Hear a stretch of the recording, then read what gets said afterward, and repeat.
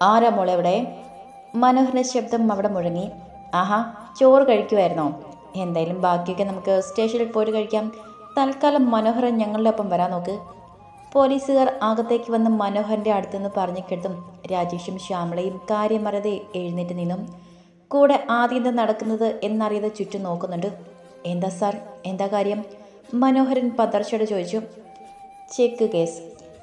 പറയുമ്പോൾ മനോഹരൻ ഇതായിരുന്നു കാര്യമെന്നോർത്ത് ഒരു ദീർഘശ്വാസം എടുത്തു. ഓ, ഈ ഒരു ചെറിയ കാര്യത്തിനാണ് സാറേ നിങ്ങളെല്ലാവരും വീട്ടിലേക്ക് കയറി വന്നത്? ഇതൊക്കെ ഇപ്പോൾ വലിയ കാര്യമാണോ സാറേ? മനോഹരൻ അല്പം പുച്ഛത്തോടെ ചോദിച്ചു. അതിന് ചെക്ക് കേസ് മാത്രമാണെന്ന് ഞാൻ പറഞ്ഞു മനോഹര. ഒരു താളത്തിൽ പറഞ്ഞു കേട്ടതും അയാൾ പിന്നെ എന്താ എന്നതുപോലെ മുഖമുയർത്തി. 16 വയസ്സുള്ളൊരു കുട്ടിയെ പീഡിപ്പിച്ചു. കുട്ടി നേരിട്ട് വന്ന് സ്റ്റേഷനിൽ പരാതി തന്നിട്ടുണ്ട്. ജയിലിൽ നിന്നും ഇറങ്ങാതെ ഹരിയാണൻ ഇതിൽ കൂടുതൽ എന്ത് വേണം മനോഹര? ഒരു ചിരിയോടെ ചോദിച്ചു കേട്ടതും അയാൾ പതർച്ചയുടെ ചുറ്റും നോക്കി. സാർ, നിങ്ങൾ ഇതെന്തൊക്കെയായി പറയുന്നത്? കേട്ട കാര്യത്തിന് ഞെട്ടൽ മുത്തശ്ശി വെപ്രാളത്തോട് ചോദിച്ചു. സത്യമാണമ്മേ, ഇവിടെ ജോലിക്ക് നിന്ന ആ സ്ത്രീയുടെ മകളെ ഓരോന്നും പറഞ്ഞിട്ട് ഭീഷണിപ്പെടുത്തി ഇയാൾ നിരന്തരം പീഡിപ്പിച്ചുകൊണ്ടിരിക്കുകയായിരുന്നു. അവസാനം സഹികെട്ടാണ് ആ കുട്ടി പരാതി തന്നത്. ആ മോൾക്ക് 16 വയസ്സല്ലേ ഉള്ളൂ. ആ പോലീസ് ഓഫീസർ മനോഹരനെ രൂക്ഷമായി നോക്കിക്കൊണ്ട് പറഞ്ഞു കേട്ടതും മുത്തശ്ശി കസാരയിൽ തന്നെ ഇരുന്നു പോയി. അയ്യോ മുത്തശ്ശി! ആദ്യയുടെ കയ്യിൽ അമർത്തി പിടിച്ചു. ഒന്നുമില്ലടാ, ഇവനെ ഞാനാണല്ലോ പ്രസവിച്ചത് എന്നോർത്ത് എനിക്ക് തന്നെ സ്വയം മറപ്പ് തോന്നുന്നു. മുത്തശ്ശി വാശിയോടെ പറഞ്ഞിട്ട് മനോഹരനെ ദേഷ്യത്തിൽ നോക്കി. എങ്കിൽ പിന്നെ നമുക്ക് സ്റ്റേഷനിൽ പോയാലോ? ബാക്കിയൊക്കെ അവിടെ പോയി സംസാരിക്കാം. പറഞ്ഞു കേട്ടതും മനോഹരൻ പേടിയോടെ പ്രിയങ്കയൊന്ന് നോക്കി. അവളും ആകെ തകർന്ന അവസ്ഥയിൽ നിൽക്കുവാണ്. സാർ, ഞാൻ കൈയൊന്ന് കഴുകിയിട്ട്. മനോഹരൻ തളർച്ചയോടെ ചോറ് കഴിച്ചുകൊണ്ടിരുന്ന എച്ചിൽ കൈ അവർക്ക് മുന്നിൽ നീട്ടി കാണിച്ചുകൊണ്ട് ചോദിച്ചു. അതൊക്കെ നമുക്ക് പോകുന്ന വഴിയിൽ കഴുകാം. ഇപ്പോൾ തൽക്കാലം നീ ഇങ്ങനെ തന്നെ നടക്ക്. അയാൾ മനോഹരനെ പിടിച്ചുകൊണ്ട് പോകുന്നതോടൊപ്പം ഗംഗയെ നോക്കാനും മറന്നില്ല. അമ്മേ, എൻ്റെ അച്ഛൻ. അയാൾ പോകുന്നത് കണ്ട് പ്രിയങ്ക കരഞ്ഞോണ്ട് ശ്യാമളയോട് പറഞ്ഞു. ഇത്തിരി പുളിശ്ശേരി ഇങ്ങോട്ട് ഒഴിച്ച പ്രിയങ്ക. വളമൊന്നും ഇടാതെ ഇവിടെ തന്നെ ഉണ്ടാക്കിയതായതുകൊണ്ടാണെന്ന് തോന്നുന്നു. കറികൾക്കൊക്കെ നല്ല ടേസ്റ്റുണ്ട്. മുന്നിലിരിക്കുന്ന ഭക്ഷണം ആസ്വദിച്ച് കഴിച്ചുകൊണ്ട് ഗംഗ പറഞ്ഞു കേട്ടതും ആദ്യം അവളെ മിഴിച്ചു നോക്കി. ഗംഗ, എൻ്റെ അച്ഛൻ ഒന്നും ചെയ്ത് കാണില്ല. നീ എങ്ങനെയെങ്കിലും അച്ഛനെ രക്ഷിക്കണം. എനിക്ക് വേറെ ആരുമില്ല പറയാൻ. വേറെ വഴികളൊന്നും മുന്നിൽ ഇല്ലെന്ന് കണ്ടതും പ്രിയങ്ക ഗംഗയുടെ കാലിലായി വീഴാൻ പോയി. പക്ഷെ അതിനു മുന്നേ രാജേഷ് അവളെ പിടിച്ചെഴുന്നേൽപ്പിച്ചു. എന്തൊക്കെയാണ് പ്രിയങ്ക നീ കാണിച്ചു കൊടുക്കുന്നത്? അവൻ അല്പം അരിശത്തോടെ ചോദിച്ചു. അങ്ങനെയാണെങ്കിൽ രാജേഷ് എൻ്റെ അച്ഛനെ ഇറക്കിക്കൊണ്ട് വരാൻ നോക്ക്. അതിന് പറ്റിയില്ലെങ്കിൽ അങ്ങോട്ട് മാറി നിൽക്ക്. പിടിപാടുള്ള ആരെങ്കിലും ഇല്ലാതെ അച്ഛനെ പുറത്തിറക്കുന്ന കാര്യം ചിന്തിക്കേണ്ട. പ്രിയങ്ക രാജേഷിന് നേരെ ചീറിയപ്പോൾ അവൻ ഗംഗയ്ക്ക് മുന്നിൽ പരിഹാസ്യനായത് ഓർത്ത് ദേഷ്യം പിടിച്ചു വെച്ചു. പ്ലീസ് ഗംഗ, ഞങ്ങളോട് നിനക്ക് തീർത്താൽ തീരാത്ത വൈരാഗ്യമുണ്ടെന്ന് എനിക്കറിയാം. പക്ഷേ ആ വൈരാഗ്യം നീ ഇപ്പോൾ ഞങ്ങളുടെ മുന്നിൽ കാണിക്കരുത്. ഒന്നുമില്ലാത്ത അവസ്ഥയിൽ നിൽക്കുകയാണ് ഞങ്ങൾ. പ്രിയങ്ക ഗംഗയുടെ കാലിലേക്കായി വീണു. അത് കണ്ടതും ശ്യാമള വാ പൊത്തിക്കൊണ്ട് കരഞ്ഞു. മനോഹരനെ കൊണ്ടുപോയതിൽ അവരുമാകെ ഞെട്ടി നിൽക്കുകയാണ്. എനിക്കിതിൽ എന്ത് ചെയ്യാൻ പറ്റും പ്രിയങ്ക? ആ പറഞ്ഞു കേട്ടില്ലേ, 16 വയസ്സ് തികയാത്ത കുട്ടിയാണെന്ന്. അങ്ങനെ ഒരാളെ ഞാൻ എന്ത് വിശ്വസിച്ച് പുറത്തിറക്കും? ഗംഗ പ്രിയങ്കയോട് വളരെ സാവധാനം ചോദിച്ചു കേട്ടതും പ്രിയങ്ക ദയനീയമായി അവളുടെ മുഖത്തേക്ക് നോക്കി. ശരി, പ്രിയങ്കയ്ക്ക് വേണ്ടി ഞാൻ ഒന്ന് ശ്രമിച്ചു നോക്കാം. പക്ഷെ അതിനു മുൻപ് പ്രിയങ്ക എനിക്ക് വേണ്ടി ഒരു കാര്യം ചെയ്യണം. ഗംഗ പറഞ്ഞു കേട്ടതും ആദ്യ വിശ്വാസം വരാതെ അവളെ ഒന്ന് നോക്കി. പ്രിയ ഗംഗയുടെ കാഴ്ചവട്ടിൽ നിന്നും എഴുന്നേറ്റുകൊണ്ട് കണ്ണുനീർ തുടച്ച് നീക്കിക്കൊണ്ട് തല കുലുക്കി. എൻ്റെ അച്ഛനെ ഒന്ന് പുറത്തിറക്കിയാൽ മാത്രം മതി. നിനക്ക് വേണ്ടി ഞാൻ എന്ത് വേണമെങ്കിലും ചെയ്യാം. പ്രിയങ്ക അവൾക്ക് ഉറപ്പ് കൊടുത്തു. ശരി, അങ്ങനെയാണെങ്കിൽ ഞാൻ പുറത്തു പോയി കുറച്ച് സാധനങ്ങളൊക്കെ വാങ്ങിയിട്ട് വരാം. വന്നതിന് ശേഷം നീ എന്ത് ചെയ്യണമെന്ന് ഞാൻ പറയാം. എന്തായാലും അതുവരെ നീ കാത്തിരിക്കണം. ഗംഗ പറഞ്ഞു കേട്ടതും അവൾ വിഷമത്തോടെ തല കുലുക്കി. മോളെ, എന്തിനാ നീ വെറുതെ ആവശ്യമില്ലാത്ത കാര്യത്തിൽ പോയി ഇടപെടുന്നത്? തെറ്റ് ചെയ്തവൻ അവനല്ലേ? അപ്പോൾ അവൻ അനുഭവിക്കാതെ പോകരുത്. ആ പിഞ്ചു കുഞ്ഞിൻ്റെ കണ്ണുനീന് വിലയില്ലാതെ ആക്കല്ലേ മോളെ. മുത്തശ്ശി ഗംഗയോട് ഗൗരവത്തിൽ പറഞ്ഞുകൊണ്ട് അവരുടെ റൂമിലേക്ക് നടന്നു. മുത്തശ്ശിയെ ഞാൻ പറഞ്ഞ് സമ്മതിപ്പിക്കാം. തൽക്കാലം ഞാൻ പറയാൻ പോകുന്നത് ചെയർ റെഡിയായിട്ട് നീ ഇരുന്നു. ഗംഗ അത്രയും പറഞ്ഞുകൊണ്ട് കൈ കഴുകാൻ എഴുന്നേറ്റ് പോയി. അവൾ പോകുന്നത് നോക്കിയിരുന്നുകൊണ്ട് ആദ്യം വേഗത്തിൽ എടുത്ത് കഴിച്ചു. ഗംഗയുടെ പിന്നാലെ ഓടി.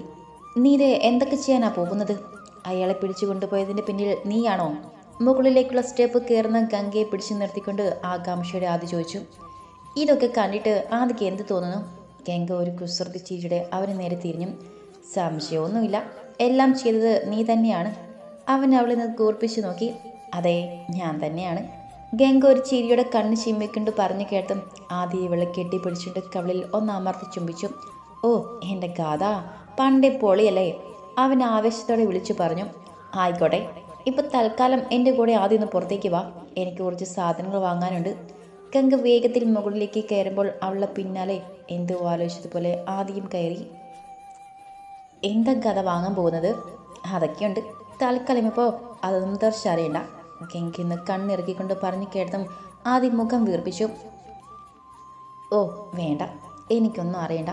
അവൻ വീർത്ത മുഖത്തോടെ പറഞ്ഞു കേട്ടതും അവൾ ചെറുതായി ഒന്ന് പുഞ്ചിരിച്ചു. പിന്നെ ഡ്രസ്സ് മാറ്റി മറ്റൊന്നെടുത്തിട്ടു. അതൊന്ന് നോക്കിക്കൊണ്ട് ആദ്യം ഡ്രസ്സ് ചേഞ്ച് ചെയ്തു. വേണമെങ്കിൽ തന്നെ കൂട്ടത്തെ പോയി കളയും അവൻ ഓർത്തു. ഞാൻ മുത്തശ്ശിയൊന്ന് കണ്ട് സമാധാനിപ്പിച്ചിട്ട് വരാം, അപ്പോഴേക്കും ആദ്യം വണ്ടി തിരിച്ചിട്ടേക്ക്. ഹാളിൽ തലയ്ക്ക് കൈ കൊടുത്തിരിക്കുന്ന പ്രിയങ്കയും ശ്യാമളയും ഒന്ന് നോക്കിക്കൊണ്ട് മുത്തശ്ശിയുടെ റൂമിലേക്ക് കയറി പോകുമ്പോൾ ഗംഗ ആദ്യടായി പറഞ്ഞു. മുത്തശ്ശി. കണ്ണുകൾ അടച്ചു കിടക്കുന്ന മുത്തശ്ശിയുടെ കൈയുടെ പുറത്ത് അവൾ പതിയുന്നു തൊട്ടു. അവനിറക്കാൻ പോവുകയായിരിക്കും. മുത്തശ്ശി അല്പം ഗൗരവത്തിൽ ചോദിച്ചു. എൻ്റെ മുത്തശ്ശി, ഞാനങ്ങനെ ചെയ്യുമെന്ന് മുത്തശ്ശിക്ക് തോന്നുന്നുണ്ടോ? ഇതെല്ലാം എൻ്റെ പ്ലാനിങ് അല്ലേ, അപ്പോൾ അതെങ്ങനെ മുന്നോട്ട് കൊണ്ടുപോകുമെന്ന് ഞാൻ തീരുമാനിച്ചു വച്ചിട്ടുണ്ട്. ഗംഗ പറഞ്ഞത് കേൾക്കെ മുത്തശ്ശി മനസ്സിലാകാതെ എഴുന്നേറ്റിരുന്നു. സത്യമാണ് മുത്തശ്ശി, അയാൾക്കുള്ള കുരുക്ക് മുറിക്കത് ഞാനല്ലേ. പിന്നെ മുത്തശ്ശിയോട് ഞാൻ പറയാതിരുന്നത് എന്തൊക്കെയാണെങ്കിലും അത് മുത്തശ്ശിയുടെ മകൻ അല്ലാതെ ആകില്ലല്ലോ. അപ്പോൾ മുത്തശ്ശിക്കൊരു വിഷമമാകണ്ട എന്ന് കരുതിയാണ്. ഗംഗ അവിടെ കവിളൊന്ന് പതിയെ തലോടിക്കൊണ്ട് പറഞ്ഞു കേട്ടതും മുത്തശ്ശി പൊച്ചത്തോടെ ഒന്ന് ചിരിച്ചു. അവനെ ഞാൻ പ്രസവിച്ചു എന്ന് ഓർക്കുമ്പോൾ എനിക്ക് തന്നെ ദേഷ്യം സഹിക്കാൻ പറ്റുന്നില്ല മോളെ. ഇങ്ങനൊന്നും ഉള്ളതിലും ഭേദം മരിക്കുന്നത് തന്നെയാണ്, അവർ വെറുപ്പോടെ പറഞ്ഞു. എന്തായാലും മുത്തശ്ശി ഒന്ന് വിശ്രമിക്കേ, ഞാൻ ആദ്യോടൊപ്പം പുറത്തൊന്ന് പോയിട്ട് വരാം. കുറച്ച് സാധനങ്ങൾ വാങ്ങാനുണ്ട്. എനിക്കിവിടുത്തെ കടകളൊന്നും വലിയ നിശ്ചയില്ലല്ലോ. ഗംഗ പുഞ്ചിരിയോടെ പറയുമ്പോൾ മുത്തശ്ശി അവളെ കവിളൊന്ന് തട്ടി. ഈ കുഞ്ഞിത്തലയിൽ ഒത്തിരി പ്ലാനിങ്ങുകൾ നടക്കുന്നുണ്ടല്ലോ. മുത്തശ്ശി ചോദിച്ചതിന് അവളൊന്ന് കണ്ണിറക്കി കാണിച്ചുകൊണ്ട് തല കുലുക്കി. ഞാൻ പോയിട്ട് വരാം മുത്തശ്ശി, ഗംഗ പറഞ്ഞുകൊണ്ട് പുറത്തേക്കിറങ്ങി. ഗംഗ, അച്ഛൻ. പ്രിയങ്ക ഗംഗയെ കണ്ടതും വേഗത്തിൽ അവളുടെ അടുത്തേക്ക് വന്ന് സങ്കടത്തെ അവളുടെ കയ്യിൽ അമർത്തി പിടിച്ചു. ഞാൻ പറഞ്ഞല്ലോ പ്രിയങ്ക, ഞാൻ പറയുന്ന ഒരു കാര്യം ചെയ്താൽ നിന്റെ അച്ഛനെ ഇറക്കുന്ന കാര്യം ഞാൻ നോക്കാം. ഗംഗ ഗൗരവത്തിൽ പറഞ്ഞു കേട്ടതും പ്രിയങ്ക അവളിൽ നിന്നും മാറി നിന്നുകൊണ്ട് തല കുലുക്കി. അവളെ നോക്കിക്കൊണ്ട് പുറത്തേക്ക് ഇറങ്ങുമ്പോൾ ആദ്യം അവളെ നോക്കി കാറിലിരിക്കുന്നുണ്ട്. എന്നാ നമുക്ക് പോയാലോ ദർശ്? ഗംഗ കാറിലേക്ക് കയറി സീറ്റ് ബെൽറ്റ് ഇട്ടുകൊണ്ട് അവൻ്റെ മുഖത്തേക്ക് നോക്കി. അതിന് അവളെ കുറിപ്പിച്ച് നോക്കിക്കൊണ്ട് അവൻ അമർത്തിയൊന്ന് മൂളി. തെക്കേടുത്ത് തറവാട്ടിൽ കൃഷ്ണനും ഭാര്യ രേവതിയും ഒരു കുഞ്ഞുമകൻ ആദർശ് കൃഷ്ണ എന്ന ആദിയും പിന്നെ മുത്തശ്ശിയും സന്തോഷത്തോടെ ജീവിച്ചു വന്ന കാലം. അവിടേക്കാണ് മുത്തശ്ശിയുടെ മൂത്ത മകനായ രേവതിയുടെ ചേട്ടൻ മനോഹരൻ കടന്നു വന്നത്.